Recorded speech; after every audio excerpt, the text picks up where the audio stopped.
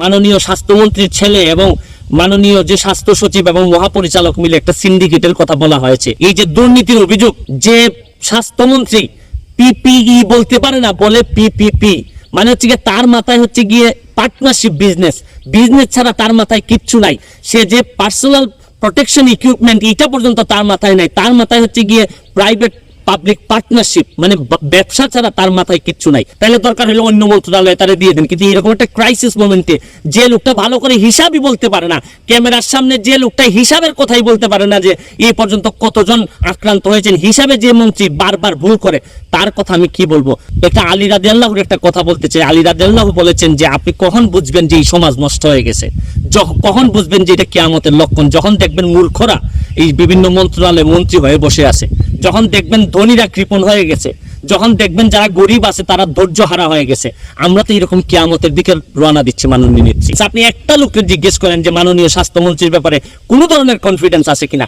এইরকম কনফিডেন্স না থাকলে, যে মন্ত্রীর উপর বিশ্বাস থাকে না তার উপর এইরকম অবিশ্বাস নিয়ে পৃথিবী থেকে বিদায় নেওয়াটা দুঃখজনক। মাননীয় মন্ত্রী, মাননীয় সংসদ সদস্য, আমি পারবো যদি আপনারা মাননীয় সংসদ সদস্যরা আমার সাথে থাকেন, তবে আপনি মাননীয় সংসদ সদস্য আপনি আসেন আমার অফিসে, এক কাপ চা খেয়ে আমরা আলাপ করব ভবিষ্যতে আমরা কিভাবে এটা শুরু করা যায় এই বিষয়টা নিয়ে কথা বলেন।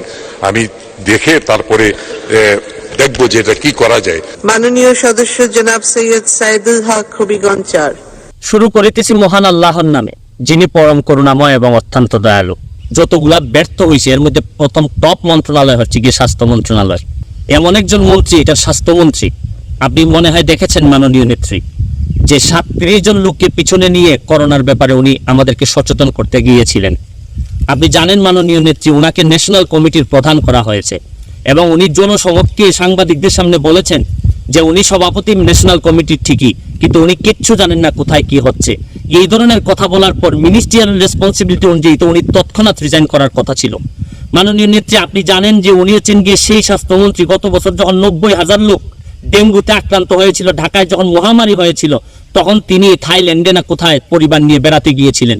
মাননীয় নেত্রী, আমি শুধু একটা কথা বলতে চাই, নিউজিল্যান্ডের লকডাউন থাকা অবস্থায় একজন স্বাস্থ্যমন্ত্রী শুধু সি বিচে বেড়াইতে গিয়েছিলেন, তাকে ডিমোশন দিয়ে অন্য মন্ত্রণালয়ে ডিমোশন দিয়ে দেওয়া হয়েছে। মাননীয় নেত্রী, আমি একটা কথা বলতে চাই মাননীয় নেত্রী, আপনি হয়তো ফেসবুকে দেখেছেন যে মাননীয় স্বাস্থ্যমন্ত্রীর ছেলে এবং মাননীয় যে স্বাস্থ্য সচিব এবং মহাপরিচালক মিলে একটা সিন্ডিকেটের কথা বলা হয়েছে।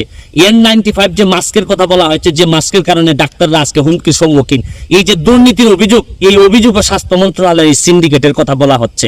একটা আলী রাদিয়াল্লাহুর একটা কথা বলতে চাই। আলী রাদিয়াল্লাহু বলেছেন যে আপনি কখন বুঝবেন যে এই সমাজ নষ্ট হয়ে গেছে, কখন বুঝবেন যে এটা কিয়ামতের লক্ষণ, যখন দেখবেন মূর্খরা এই বিভিন্ন মন্ত্রণালয়ে মন্ত্রী হয়ে বসে আছে, যখন দেখবেন ধনীরা কৃপণ হয়ে গেছে, যখন দেখবেন যারা গরিব আছে তারা ধৈর্য হারা হয়ে গেছে। আমরা তো এরকম কিয়ামতের দিকে রওনা দিচ্ছি মাননীয় নেত্রী। আমি আপনাকে ধন্যবাদ জানাই, আপনি যেভাবে কষ্ট করে যাচ্ছেন একজন দু একটা মন্ত্রণালয়ের জন্য, নিশ্চয়ই আপনার এত ভালো ভালো কাজগুলো নষ্ট হয়ে যেতে পারে না।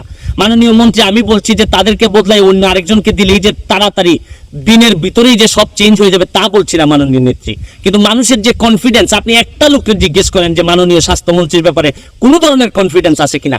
এইরকম কনফিডেন্স না থাকলে, যে মন্ত্রীর উপর বিশ্বাস থাকে না তার উপর এইরকম অবিশ্বাস নিয়ে পৃথিবী থেকে বিদায় নেওয়াটা দুঃখজনক। মাননীয় মন্ত্রী, মাননীয় প্রধানমন্ত্রী, আপনাকে বলছি যে দেখেন, যারা শেখ রাসেলকে যারা হত্যা করছিল, সেই মাজেদকেও তো ফাঁসির দণ্ড দেওয়ার আগে তাকে তার একটা শেষ ইচ্ছা জিজ্ঞেস করা হয়েছিল, তার শেষ ইচ্ছাটা পূরণ করা হয়েছে। যারা আজকে আমরা যারা সুস্থ আছি বা যারা বাংলাদেশ থেকে বিদায় নিবে, তাদের অন্তত শেষ কথাটা, শেষ ইচ্ছাটা হচ্ছে গিয়ে এরকম একটা ব্যর্থ মন্ত্রণালয়ের মন্ত্রী রেখে আমরা এই পৃথিবী থেকে বিদায় নিতে চাই না। আপনি তো চাইলে, এটা তো এমন কোনো আপনি ছাড়া আওয়ামী লীগ এবং এই সরকারে কেউ অপরিহার্য না, একটা লোক এখানে অপরিহার্য না, চাইলে আপনি পরিবর্তন করে, তাহলে দরকার হলো অন্য মন্ত্রণালয়ে তারা দিয়ে দেন। কিন্তু এরকম একটা ক্রাইসিস মোমেন্টে যে লোকটা ভালো করে হিসাবই বলতে পারে না, ক্যামেরার সামনে যে লোকটা হিসাবের কথাই বলতে পারে না যে এই পর্যন্ত কতজন আক্রান্ত হয়েছেন, হিসাবে যে মন্ত্রী বারবার ভুল করে, তার কথা আমি কি বলবো। আর কোনো কথা মন্ত্রী, মাননীয় প্রধানমন্ত্রী, আর কোনো কথা বলার নাই আমাদের। শুধু একটা কথা বলতে চাই যে এরকম যে স্বাস্থ্যমন্ত্রী পিপিই বলতে পারে না, বলে পিপিপি, মানে হচ্ছে গিয়ে তার মাথায় হচ্ছে গিয়ে পার্টনারশিপ বিজনেস ছাড়া তার মাথায় কিচ্ছু নাই। সে যে পার্সোনাল প্রোটেকশন ইকুইপমেন্ট এটা পর্যন্ত তার মাথায় নাই, তার মাথায় হচ্ছে গিয়ে প্রাইভেট পাবলিক পার্টনারশিপ, মানে ব্যবসা ছাড়া তার মাথায় কিচ্ছু নাই। আমি আমার মাননীয় প্রধানমন্ত্রীর কাছে আবারও কোর্ট জুড়ে চাচ্ছি যে এইরকম একটা ক্রাইসিস মোকাবেলায় এই গ্রাম আপনার মতো যদি বিশ্বাস করার মতো কোনো একজন মন্ত্রী না থাকেন, তাহলে আমরা মরেও শান্তি পাবো না। আবারও আপনার জন্য শুভকামনা করে, অন্তত আমি জানি আপনি আমার চেয়ে অনেক ভালো জানেন, ভালো বুঝেন, তারপর আমাদের মনের কথা, অন্তত ভুল হোক শুদ্ধ হোক, সব বেশিরভাগ মানুষ যেহেতু মনে করে যে এই মন্ত্রণালয়ের মন্ত্রী এবং যারা আছেন তারা একটা সিন্ডিকেট করে আপনাকে ডুবানোর প্রচেষ্টায় লিপ্ত। আমি বলি মাননীয় প্রধানমন্ত্রী, যদি আপনি আমাদের কথা একটু শুনতেন, এই মুহূর্তে যদি তারা একটু পরিবর্তন করে দিয়ে একজন যার প্রতি বিশ্বাস রাখা যায়, জানি না কতটুকু মরার যদি কপালে লেখা থাকে মরবো, কিন্তু একজন বিশ্বাসযোগ্য লোককে যদি মন্ত্রী দিতেন, তাহলে অন্তত যুদ্ধটাতে সেনাপতি যদি ভালো হয়, তাহলে এই যুদ্ধে শহীদ হইল মনের মধ্যে কোনো কষ্ট থাকে না। ভালো থাকবেন, সুস্থ থাকবেন। ধন্যবাদ মাননীয় সদস্য, মাননীয় মন্ত্রী। মাননীয় সংসদ সদস্য, আপনার প্রশ্নের উত্তরে আমি একটা কথাই বলবো, আমি পারবো যদি আপনারা মাননীয় সংসদ সদস্যরা আমার সাথে থাকেন। আর বিষয়টি আমি খুব ভালো একটু অবগত নই। আমি মাননীয় সংসদ সদস্যকে অনুরোধ করব, তিনি যদি আমার সঙ্গে দেখা করেন এবং এই বিষয়টা নিয়ে কথা বলেন, আমি দেখে তারপরে দেখবো যে এটা কি করা যায়। তবে আপনি মাননীয় সংসদ সদস্য, আপনি আসেন আমার অফিসে, এক কাপ চা খেয়ে আমরা আলাপ করব ভবিষ্যতে আমরা কিভাবে এটা শুরু করা যায়। আমি ডেফিনেটলি আমি পারব। এবং আপনার মাধ্যমে এটিকে বলতে চাই, আপনাদের কাছে আমার সবিনয় অনুরোধ, আপনারা প্রত্যেকের এলাকায় যে সমস্ত ক্লিনিক, ডায়াগনস্টিক সেন্টার থাকে, আপনারা ভিজিট করুন, ভিজিট করে দেখুন যে তাদের সেই যা যা সুবিধা সেগুলো আছে কিনা, লাইসেন্স আছে কিনা। মাননীয় সংসদ সদস্য, বার্ন ইউনিট করতে গেলে বেশ কিছু জিনিস দরকার, যে দক্ষ জনবল, দক্ষ সিস্টার, দক্ষ সবই কিছু। অর্থাৎ আমাদের দেশে এখন যে দক্ষ জনবল আছে, সে দক্ষ জনবল দিয়ে আমরা বিভাগীয় শহরগুলোতে প্রথমে শুরু করব। আমি আজকেই সিলেট বিভাগে একটা নির্দেশ দিয়েছি যে সিলেট বিভাগে আমি 6 তারিখে সিলেট যাব।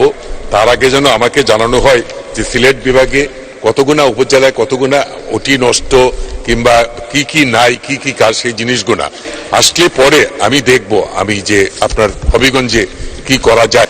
চেষ্টা করছি যে প্রতিটা বিভাগে আমি এখন গিয়ে দেখে যে কি কি সমস্যা আছে সেগুলা চিহ্নিত করে যত দ্রুত সম্ভব আমি এগুলো চালু করার ব্যবস্থা করব।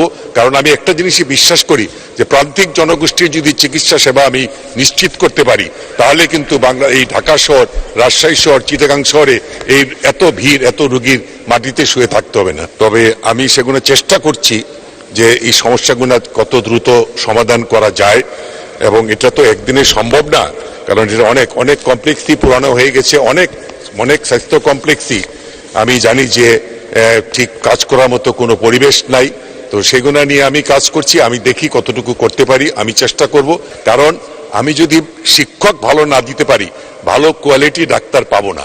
আমার বেশ কোয়ান্টিটি ডাক্তার দরকার নাই, আমার কোয়ালিটি ডাক্তার দরকার। যে ডাক্তার হবে মানসম্পন্ন ডাক্তার হবে। তো মাননীয় সংসদ সদস্যের বিষয়টি আমি বিবেচনা করব, আমি চেষ্টা করব ওনার এই সমস্যাটা অতি দ্রুত সমাধান করতে।